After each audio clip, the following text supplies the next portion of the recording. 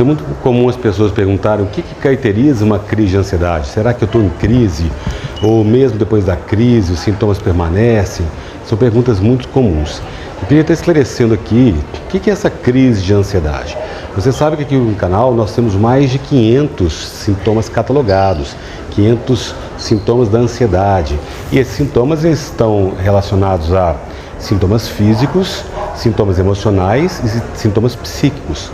Uma crise de ansiedade, ela se instaura e se instala em você quando você tem aí um conjunto de sintomas aparecendo com intensidade. Então, muitas vezes você tem talvez, por exemplo, algumas pessoas perguntam, olha, eu não tenho falta de ar, mas eu tenho outros sintomas. Então, não necessariamente você precisa ter falta de ar, dor no peito, taquicardia, para você ter uma crise de ansiedade.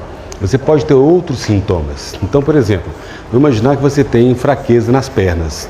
E isso, de repente, dá muito intenso durante um período curto, durante talvez 20 minutos, 30 minutos, ou durante um dia inteiro, ou semanas. Então, você tem apenas um sintoma, mas como ele está muito agudo, muito forte, muito intenso, pode se constituir uma crise. Então, esse conceito de crise de ansiedade depende muito de cada pessoa, depende muito de quais sintomas você está sentindo e também da intensidade e da gravidade da sua ansiedade. Lembra, aqui no canal tem um vídeo que fala sobre os níveis de ansiedade, são leves, moderados ou graves. Se você tem uma ansiedade leve, ela pode perdurar durante 6 meses, durante mais ainda. Moderada, até 1 ano e meio, 2 anos. Grave, 2 anos e meio, 3 anos. Isso se você tratar, não é?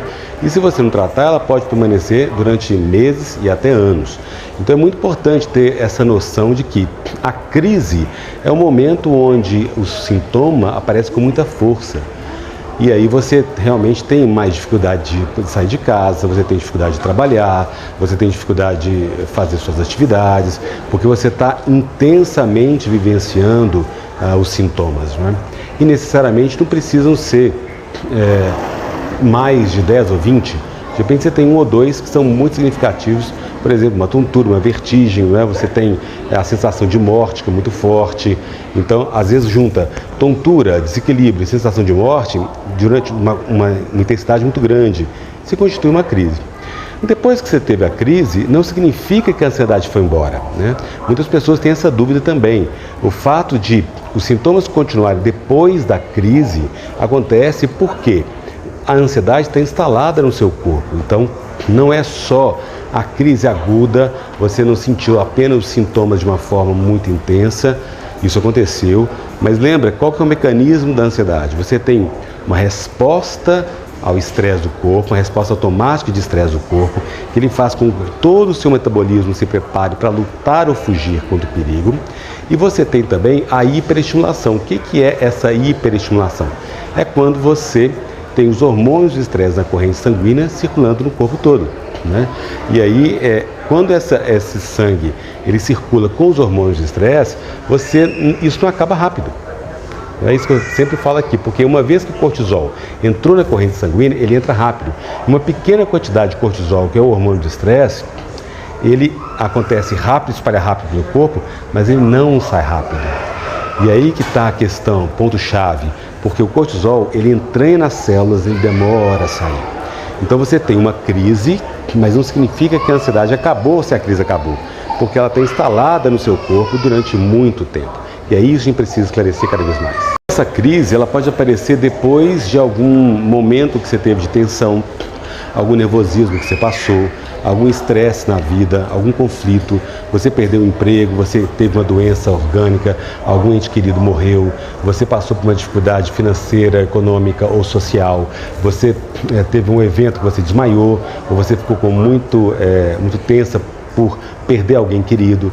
Quer dizer, todas essas questões, esses gatilhos, eles aumentam a sua tensão interna, criando o aumento dos hormônios do estresse e dos sintomas. Então, a crise dispara porque o seu corpo ele não aguenta mais, não é? E o que eu sempre falo com vocês, muitas vezes a crise de ansiedade, ela vem como um sinal, como uma mensagem para que você possa relaxar, cuidar de você, não é?